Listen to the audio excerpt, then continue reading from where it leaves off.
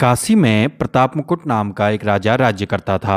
उसके व्रजमुकुट नाम का एक बेटा था। एक दिन राजकुमार दीवान के लड़के को साथ लेकर शिकार खेलने जंगल गया। घूमते घूमते उन्हें एक तालाब मिला। उसके पानी में कमल खिले थे और हंस किलोल कर रहे थे। किनारों पर घने पेड़ थे जिन पर पक्षी चहचहा रहे थे। दोनों मित्र वहीं रुक गए और तालाब के पानी में मुंह हाथ धोकर ऊपर महादेव के मंदिर पर गए। घोड़ों को उन्होंने मंदिर के बाहर बांध दिया। वो मंदिर में दर्शन करके बाहर आए तो क्या देखते हैं कि तालाब के किनारे राजकुमारी अपनी सहेलियों के साथ स्नान करने आई है। दीवान का लड़का तो वहीं एक पेड़ के नीचे बैठा रहा, पर राजकुमार से रहा नहीं गया। वह आगे बढ़ गया। राजकुमारी ने उसकी ओर देखा तो वह उस पर मोहित हो गया। राजकुमारी भी उसकी तरफ देखती रही। फिर उसने क्या किया कि जूड़े में से कमल का फूल निकाला, कान से लगाया, दांत से कुतरा, पैर के नीचे दबाया और फिर छाती से लगाकर अपने सखियों के साथ चली गई। उसके जाने पर राजकुमार निराश हो अपने मित्र के पास आया और सब हाल कह सुनाया। मैं इस राजकुमारी के बिना नहीं रह सकता, पर मुझे न तो उसका नाम मालूम है न ठिकाना। वह मुझे कैसे मिलेगी? दीवान के लड़के ने कहा, राजकुमार, आप इतना घबराएं नहीं। वह सब कुछ बताकर आपको गई है। राजकुमार ने पूछा, यह कैसे? वह बोला, उसने कमल का फूल सिर से उतार कर कानों में लगाया तो उसने बताया कि मैं कर्नाटक की रहने वाली हूँ। दांत से कुतरा तो उसका मतलब था कि मैं दंतबाट राजा की बेटी हूँ। पाँव से दबाने का अर्थ है मेरा नाम पद्मावती है। और छाती से लगाकर उसने बताया कि तुम मेरे दिल में बस गए हो। इतना सुनना था कि राजकुमार खुशी से फूल उठा। बोला, अब मुझे कर्नाटक देश में ले चलो। दोनों मित्र वहां से चल दिए। घूमते फिरते सैर करते दोनों कई दिनों बाद वहां पहुंचे। राजा के महल के पास गए तो एक बुढ़िया अपने द्वार पर बैठी चरखा काटती मिली। उसके पास जाकर दोनों घोड़े से उतरकर बोले, हे माई, हम सौदागर हैं। हमारा सामान पीछे आ रहा है। हमें रहने के लिए थोड़ी जगह दे दो। उनकी शकल सूरत देखकर और बात सुनकर बुढ़िया के मन में ममता उमड़ आई। बोली, बेटा तुम्हारा घर है, जब तक चाहे रह सकते हो। दोनों वहीं ठहर गए। दीवान के बेटे ने उससे पूछा, माई, तुम क्या करती हो? तुम्हारे घर में कौन कौन है और तुम्हारी कैसी गुजर रही है? बुढ़िया ने जवाब दिया, बेटा, मेरा एक लड़का है जो राजा की चाकरी में है। मैं राजा की बेटी पद्मावती की धाई थी। बूढ़ी हो जाने के कारण अब मैं घर में ही रहती हूँ। राजा मुझे खाना पीने को दे देता है। दिन में एक बार राजकुमारी को देखने महल में जाती हूँ। राजकुमार ने बुढ़िया को कुछ धन दिया और कहा, माई, कल तुम वहां जाओ तो राजकुमारी से कह देना कि जेठ सुदी पंचमी को तुम्हें तालाब पर जो राजकुमार मिला था वह आ गया है। अगले दिन जब बुढ़िया राजमहल गई तो उसने राजकुमार का संदेशा उसे दे दिया। सुनते ही राजकुमारी ने गुस्सा होकर दोनों हाथों में चंदन लगाकर उसके गाल पर तमाचा मारा और कहा, मेरे घर से निकल जा। बुढ़िया ने घर आकर सब हाल राजकुमार को कह सुनाया।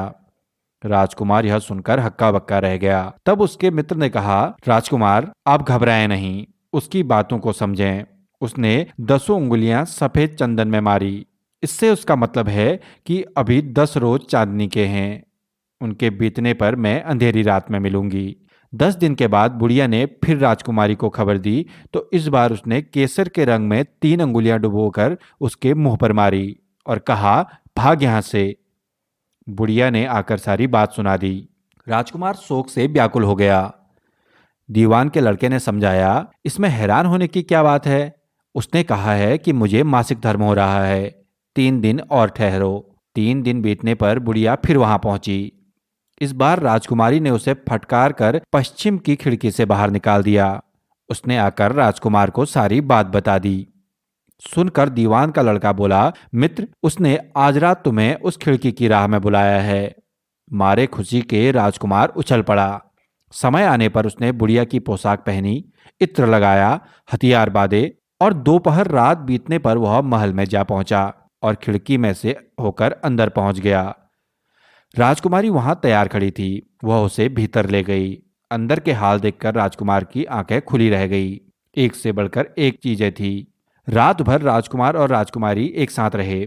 जैसे ही दिन निकलने को आया, राजकुमारी ने राजकुमार को छिपा दिया और रात होने पर फिर बाहर निकाल दिया। इस तरह कई दिन बीत गए। अचानक एक दिन राजकुमार को अपने मित्र की याद आई। उसे चिंता हुई कि पता नहीं उसका क्या हुआ होगा। उदास देखकर राजकुमारी ने कारण पूछा तो उसने बता दिया। वह बोला, वह मेरा बड़ा प्यारा दोस्त है, बड़ा ही चतुर है। उसकी होशियारी से ही तो तुम मुझे मिल पाई हो। राजकुमारी ने कहा, मैं उसके लिए बढ़िया बढ़िया भोजन बनवाती हूँ, तुम उसे खिलाकर तसल्ली देकर लौट आना। खाना साथ में लेकर राजकुमार अपने मित्र के पास पहुंचा। वह महीने भर से मिले नहीं थे। राजकुमार ने मिलने पर सारा हाल सुनाकर कहा कि राजकुमारी को मैंने तुम्हारी चतुराई की सारी बातें बता दी, तभी तो उसने यह भोजन बनाकर भेजा है। दीवान का लड़का सोच में पड़ गया। उसने कहा, यह तुमने अच्छा नहीं किया। राजकुमारी समझ गई कि जब तक मैं हूं वह तुम्हें अपने बस में नहीं रख सकती, इसलिए उसने इस खाने में जहर मिलाकर भेजा है। यह कहकर दीवान के लड़के ने थाली में से एक लड्डू उठाकर कुत्ते के आगे डाल दिया। खाते ही कुत्ता मर गया।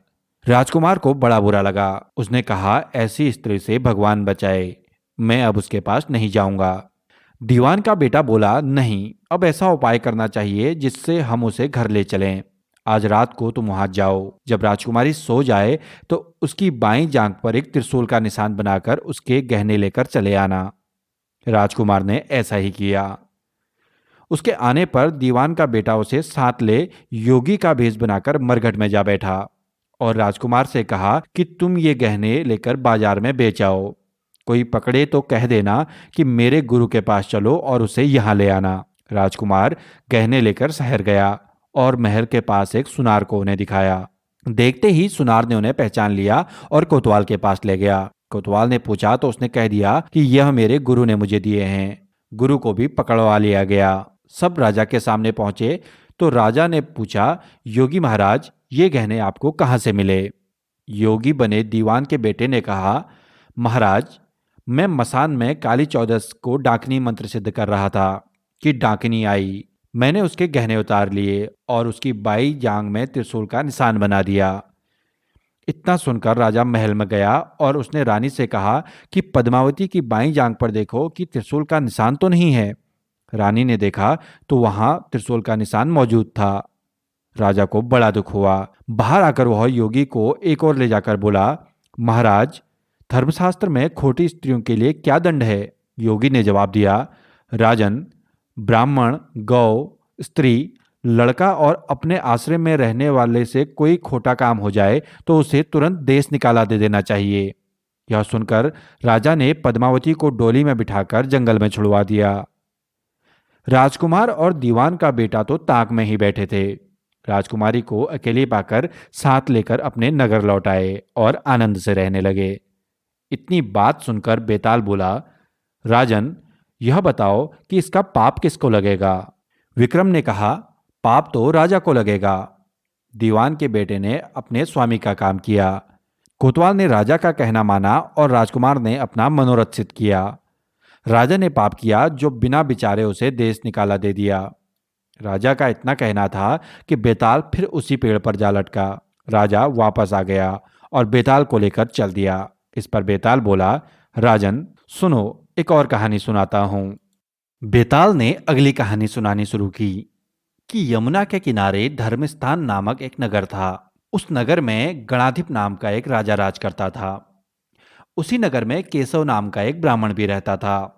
ब्राह्मण यमुना के तीर पर जप तप किया करता था। उस ब्राह्मण की एक लड़की थी जिसका नाम था मालती। वह बड़ी ही रूपवती थी। जब मालती ब्याह के योग्य हुई तो उसके माता पिता और भाई को चिंता सताने लगी। संयोग से एक दिन जब ब्राह्मण अपने किसी यजमान की बारात में गया था और उसका भाई पढ़ने गया था, तभी उनके घर में एक ब्राह्मण लड़का आया।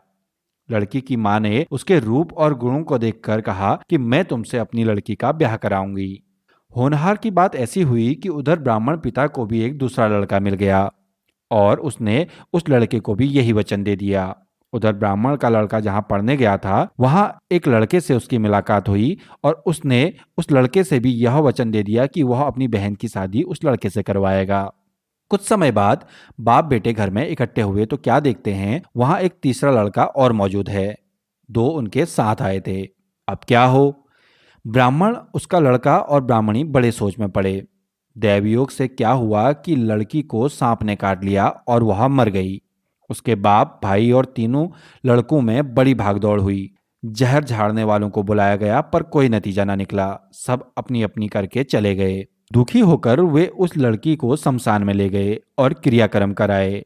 तीनों लड़कों में से एक ने उसकी हड्डियां चुन ली और फकीर बनकर जंगल में चला गया। दूसरे ने राख की गठरी बांधी और वहीं झोपड़ी डालकर रहने लगा।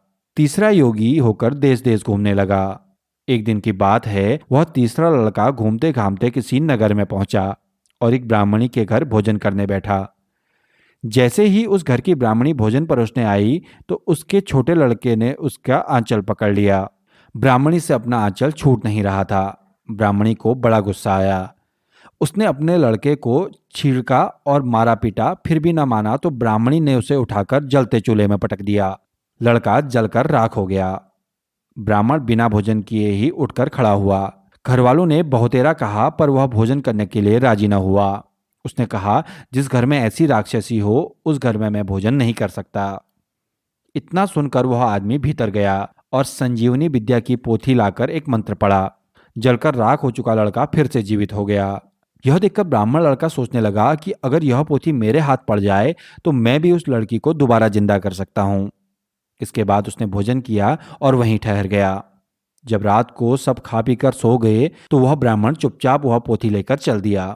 जिस स्थान पर उस लड़की को जलाया गया था वहां जाकर देखा तो दूसरे लड़के वहां बैठे बातें कर रहे थे। इस ब्राह्मण के कहने पर कि उसे संजीवनी विद्या की पोथी मिल गई है और वह मंत्र पढ़कर लड़की को जिंदा कर सकता है, उन दोनों ने हड्डियां और राख निकाली। ब्राह्मण ने जैसे ही मंत्र पढ़ा वह लड़की जी उठी। अब तीनों उसके पीछे आपस में झगड़ने लगे। इतना कहकर बेताल बोला, राजा बताओ कि वह लड़की किसकी स्त्री होनी चाहिए।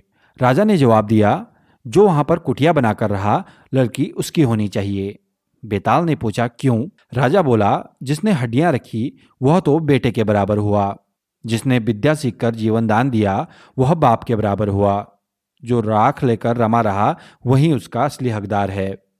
राजा का जवाब सुनकर बेताल फिर से पेड़ पर जा लटका। राजा को फिर लौटना पड़ा और जब वह उसे लेकर चला तो बेताल ने उसे तीसरी कहानी सुनाई। दोस्तों, कैसी लगी आपको विक्रम और बेताल की ये दो कहानियां? हमें कमेंट बॉक्स में जरूर बताएं। चैनल को सब्सक्राइब भी कर दें और कहानी को शेयर भी कर दें। एक नई कहानी के साथ हम आपको फिर से जल्द मिलेंगे। तब तक के लिए नमस्कार।